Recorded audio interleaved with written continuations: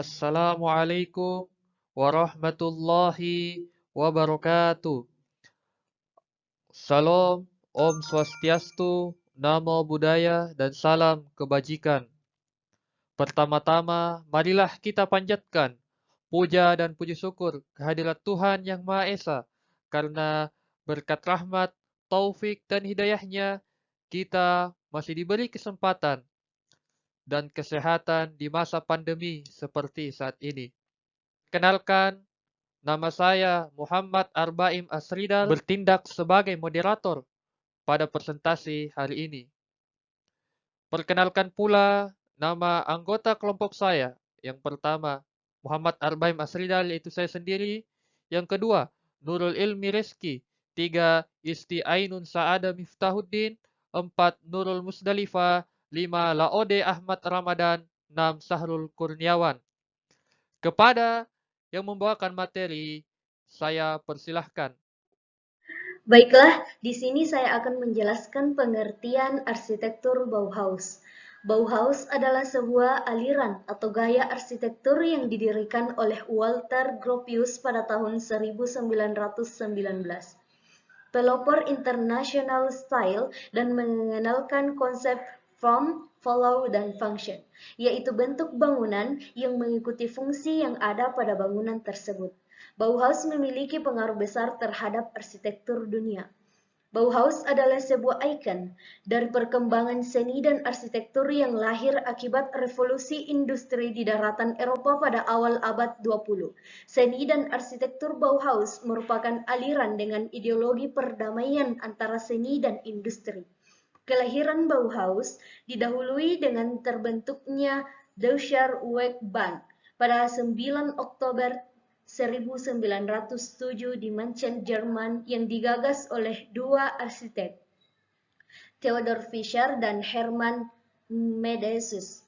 Deutscher Werkbund adalah nama kelompok diskusi yang terdiri dari seniman muda, arsitek muda, penulis muda, pengrajin muda, dan kalangan industri yang pada awal berdirinya kelompok ini beranggotakan 12 seniman dan 12 pemilik industri dan dianggap kelompok kelas menengah waktu itu.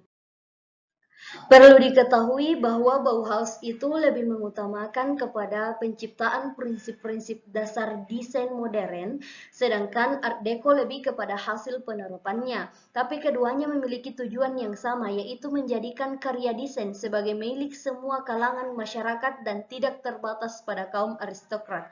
Sehingga dalam perkembangannya sulit dipisahkan pengaruh Bauhaus terhadap desain bergaya Art Deco, terutama di bidang seni lukis, desain furniture, desain tekstil, dan fashion.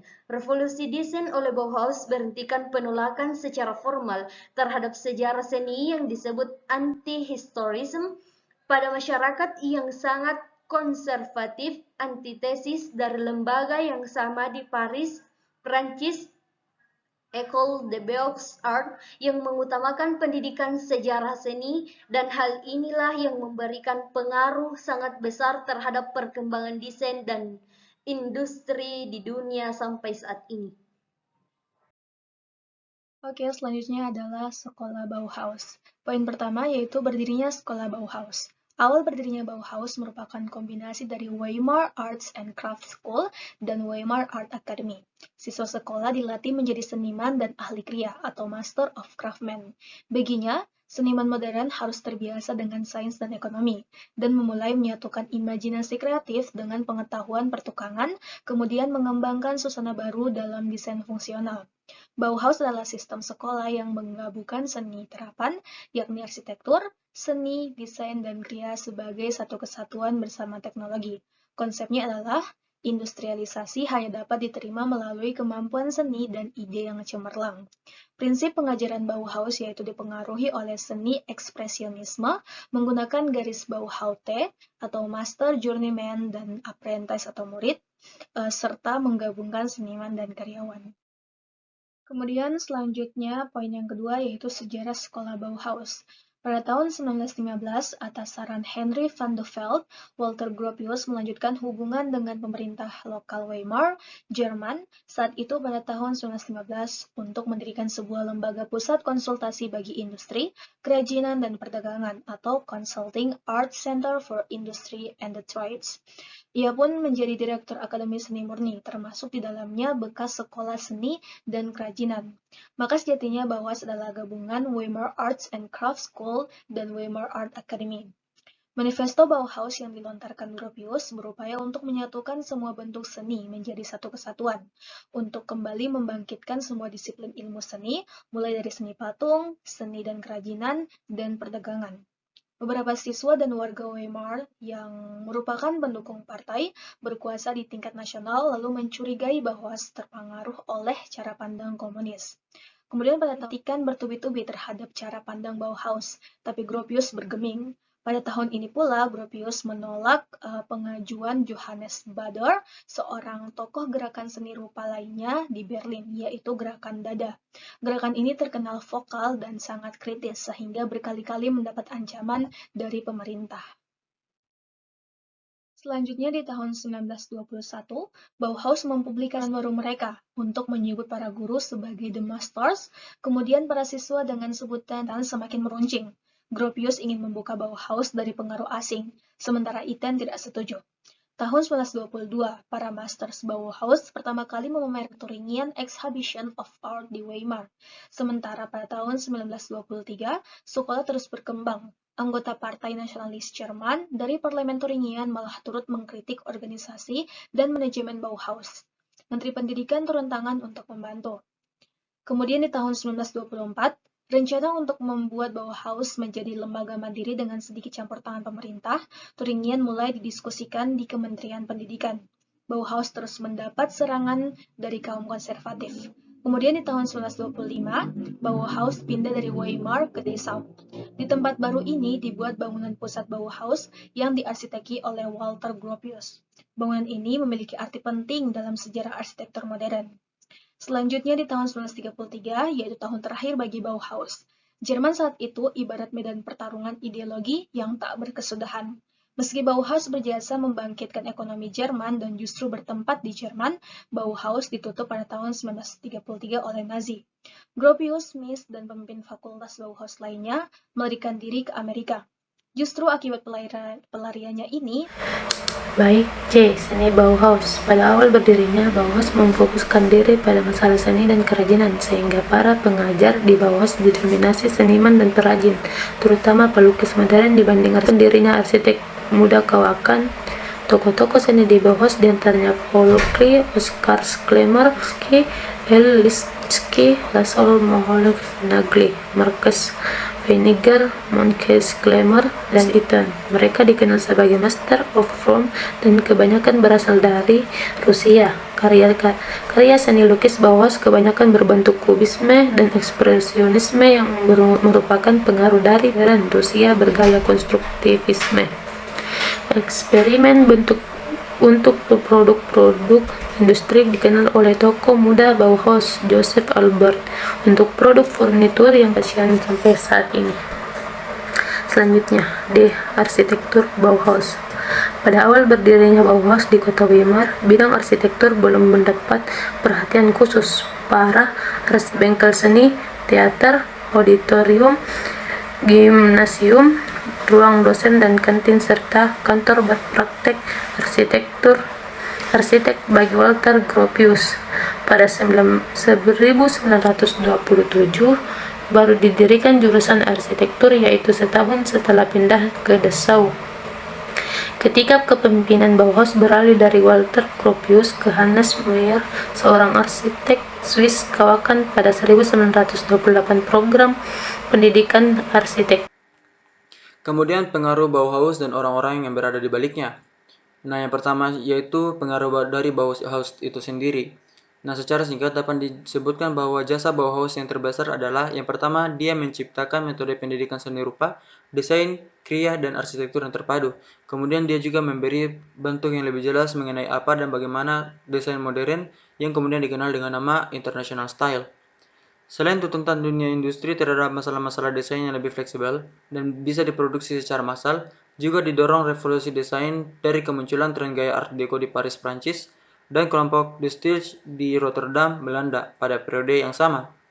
Bauhaus lebih mengutamakan kepada penciptaan prinsip-prinsip dasar-dasar modern, sedangkan Art Deco lebih kepada hasil penerapannya. Tapi keduanya memiliki tujuan yang sama, yaitu menjadikan karya desain sebagai milik semua kalangan masyarakat, tidak terbatas kepada kaum aristokrat saja.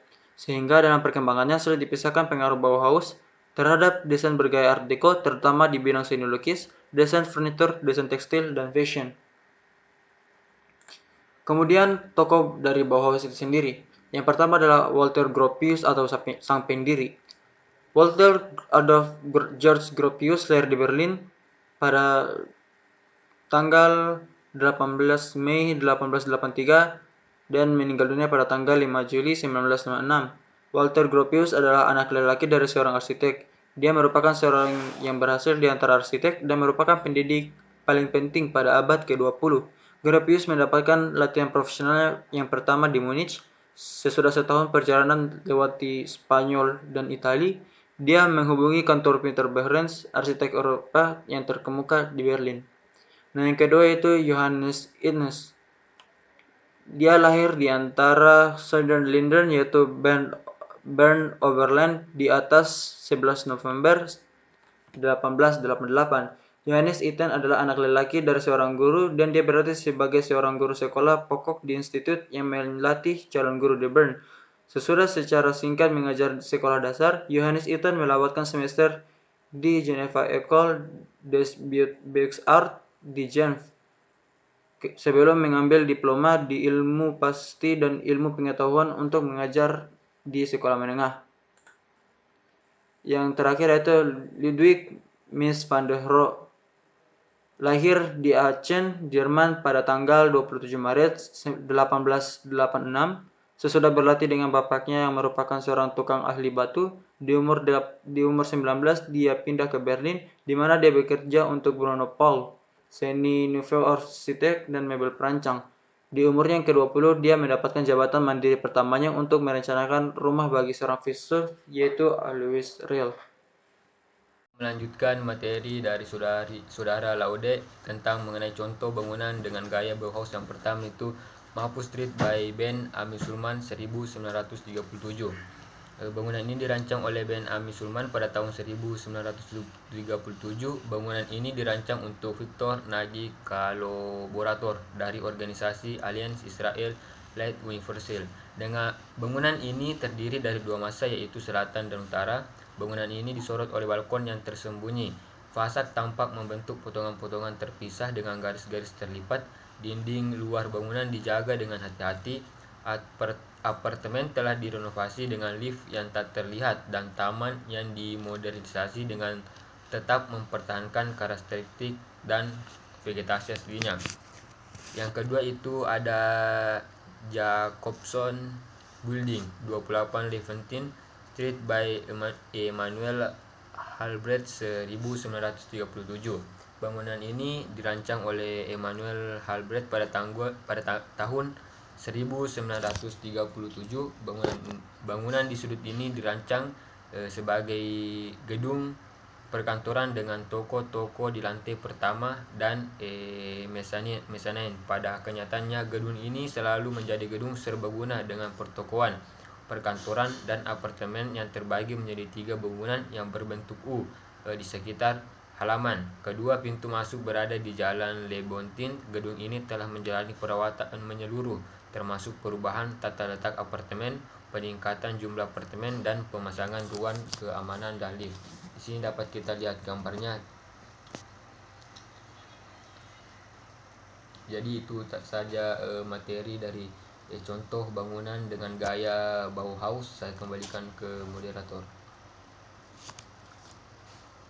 Itulah tadi presentasi yang dapat kami bawakan. Kurang lebihnya mohon dimaafkan. Syukran jazakumullah khairan.